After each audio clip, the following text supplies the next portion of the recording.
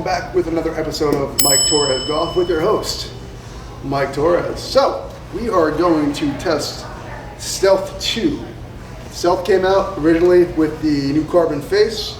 We are going to be testing the standard versus the plus. What we're going to take a look at is we're going to look at the underneath. So this has very Sim 2 vibes to it. Just looking at it, and this is going to be the standard. This is going to be the look, and it's the weight is pressed towards the back. You have a weight there. The one thing that's driving me nuts about this is I played the Sim 2 for a little bit, and this gives me Sim 2 vibes. There's way too much going. This is way too shiny. And the red on the outside, it looks, I'm not gonna lie, it looks great. Color scheme is fantastic. I am not a fan of shiny clubs. So that is my, my negative drawback on just at address, and then kind of looking at the underneath. It gives me Sim 2 vibes. The plus. And what's cool about this is this goes back to almost like the original days where we can obviously have an adjustable weight, we have a weight in the back, and you can really tailor it to what swing, but also same thing. If you notice from address here, there's no red. Focus a little bit better. At address, they're slightly different. One's a little larger than the other. This on the right side, this one. V Plus has less, it looks like less shininess, but if anything, it's still shiny. But that's it. That's really what the Taylormade Stealth 2. So that's going to be them at address. All right, so we're going to hit the Stealth 2 standard, and the first swing felt really good. Put it out there about 286, 315 carry. It's still got that crunch effect. Just looking at the ball at address, it's so it's confusing me a little bit.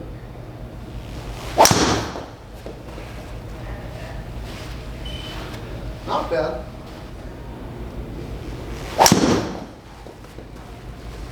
I'm gonna miss it.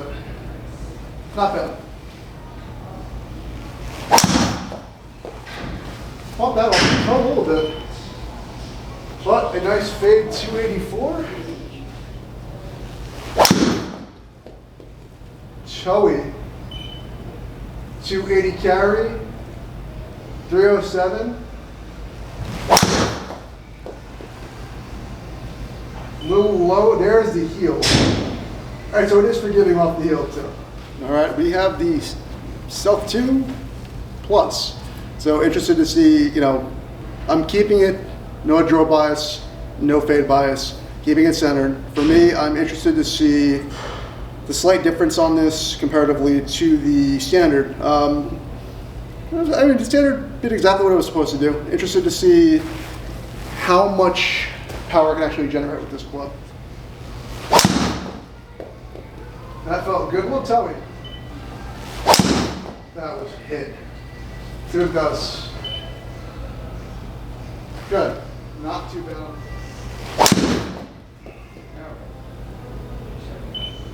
That was a missile.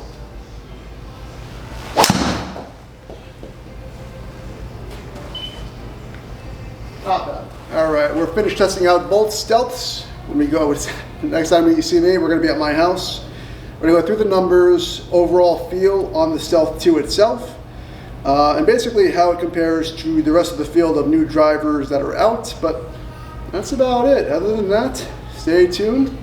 And next time we'll be at my house going over the data. All right, we are back at the house now, and we are going to break down the data of the Stealth 2 and the Stealth 2 Plus. It's a numbers game. For me, I always look at the numbers to tell me what the story is going off of and what I want to tell to my viewers. And I don't, again, I'm not sponsored by anybody. So for me, I'm spending my own money. I'm going to, I go to special bays. And, for me, I test these out because I want to give you an honest review because these clubs are fucking expensive. I don't want you spending $550 on a club that isn't better than last year's model or that just won't help your game. So we go right to the Stealth 2 standard. So good thing about this is that I was checking my club speed. Club speed was good. Ball speed was a little erratic at times. But for me, I saw that the carry distance. The one big hit I had was 286.3. I saw the smash factor. I was happy with that. Launch angle a little high for me. I think that I was a little thrown off there, but the spin rate, couldn't ask for a better spin rate on these. But still a total of 285. So overall carry, about a 276.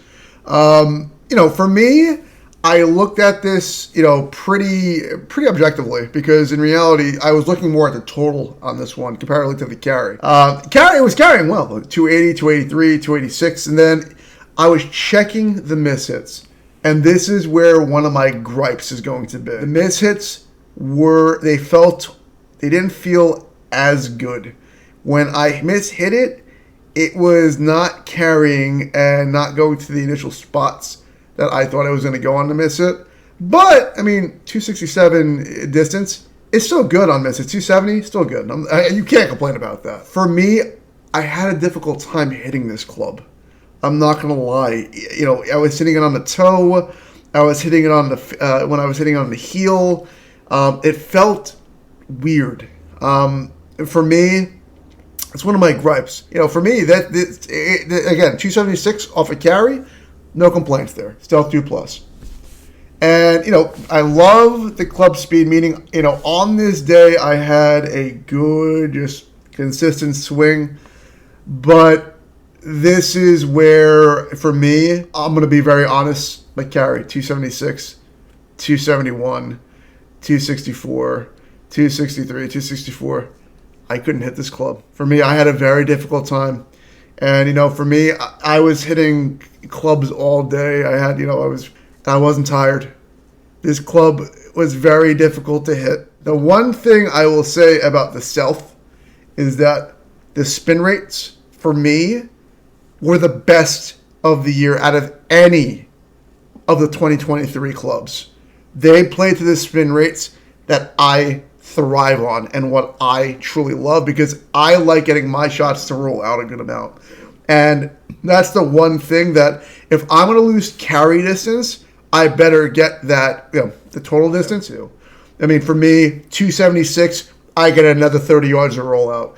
271, another 20. 264, I get another 32 yards of rollout. That, to me, tells us, different tales of two stories here. So for me, don't just look at the carry. But what I will say is that I did have a difficult time hitting these. And I'm just being honest with you. I will never lie to my audience. But the one thing that I did like is that, like I said, the plus, I had a very difficult time controlling. This wasn't trying to be manipulated. I couldn't really hit this. But the one thing that the Stealth 2 standard did, this is impressive. Right here. So my overall rating on the Stealth 2 and the Stealth 2 Plus. For me, these would not go in the bag. And I'm going to name the reasons why. So even though the numbers were okay and, they were rolling out well, they were very hard to hit. My toey shots didn't feel right. My heel shots didn't go right. For me, I didn't say it during the data, but I had to pull a lot of shots out because of how inconsistent I felt hitting the Stealth. Do I think it's better than last year's version? No. I think, honestly, last year's version, I would keep it in the bag. If you're playing a Stealth, I would not upgrade to the Stealth 2. I actually felt last year's version, I was slightly hitting it better. I remember testing it. You would still get these low bullets, but I knew I was carrying it a little further last year, and it was much easier to hit. Am I going to make the investment of, 550 pounds or $599 on this driver? No. I don't think it's worth the money. I don't think it's really one of the drivers that is going to compete in 2023. And if you want my honest opinion and my honest review, I think Taylormade has actually taken a step back. And not being able to manipulate the ball like I did, and I shafted it up to the way that I normally did. And for me, don't think I'm a Taylormade hitter. I hit on the same day the Callaway, the Ping G 430 Max, the Cobra Airjet, and I had a lot better results with them, and they felt good. For me, it was almost trying to figure out the where to hit on the club face, and the control. I would say, it was just a difficult. These were just difficult clubs to hit. So my honest review is that if you have the Stealth from last year, keep it in your bag. The Stealth from last year, I mean, I'm not being honest, I was hitting that thing pretty hard. And that's it. For me, like I said, I'm not going to come on here and just give, oh my God, it's Taylormade, they're coming out with a club. I just didn't like it. I didn't like how it felt. And you know what? Put it in the comments below, because you may feel differently, and that's fine. Everybody has a different variety of what they want to hit. This is not the club for me. This is not something I'm not going to even consider going into my bag for 2023. And then that's it. But gotta end with a positive. So if you haven't subscribed yet, hit that subscribe button, because the next video that's going to be coming out, well, guess what? It's going to be that. It's the left side. It's the left side. Yeah, it's the left side. Damn it. The Ping G430 Max and the LS. I want to be doing that review next. Like I said, all the reviews are coming out this weekend, this weekend, and then that's pretty much it. Like I said, when it comes to the reviews, I keep it real.